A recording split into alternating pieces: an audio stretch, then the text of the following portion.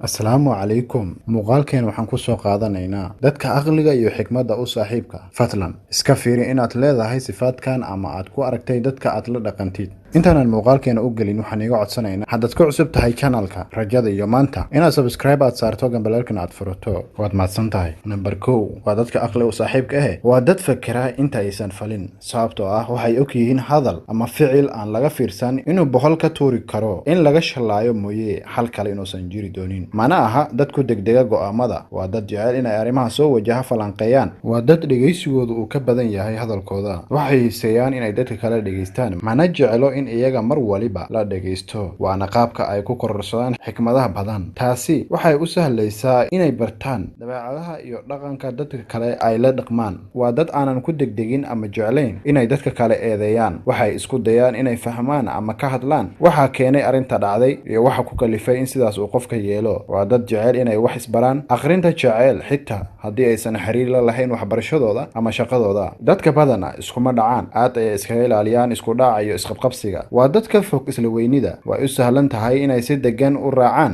amarada iyo talooyinka la siiyo iyagoo diidma iyo dood aan ka keenin waa dad si sahlan kuu qancin karo haddii aad isku dhacdaan kaa xishoosiin karo ama si sahlanna kuu cafin karo waa dad ay adag tahay in saameyn ay ku yeelato dabeecadaha dadka xunxun ee ku hareeraysan waxay awood u leeyihiin inay kontroolaan fikirkooda hadalkooda iyo dhaqankoodaba waa dad hadaf u leh arrin kasta ay ku dhaqaaqayaan uma sameeyaan howlahooda hadaf la-aan iyo waa iga qabatay waa dad ku aqbala dadka kale sida ay yihiin tusaale hadduu qofku dabci qalafsan yahay iyo haddii dabci jilicsan leeyahay labaduba way la dhaqmi karaan iyadoo isku dhac imaanin waa dad isku dheelitiraa danahooda shakhsiga ah iyo danta guud ma ahan qof wax walba isla jecel waana dad awood u leh in dantooda ay ka dhex arkaan danaha dadka kale waa dad nidaam iyo kala dambayn leh oo noloshooda iskuma dhex yaacsano wakhtigoodana aad ayay u ilaaliyaan waa dad hadduu qalad ka dhaco aanan ku adkaysan waa in u sahlan tahay inay qirtaan gefka ay sameeyeen waa dad dulqaadkoodu badan yahay howl walba ay qabanayaan kama muuqato degdeg dadka qaar waxay ku eedayn karaan inay fahmadooda ama gacantooda culus tahay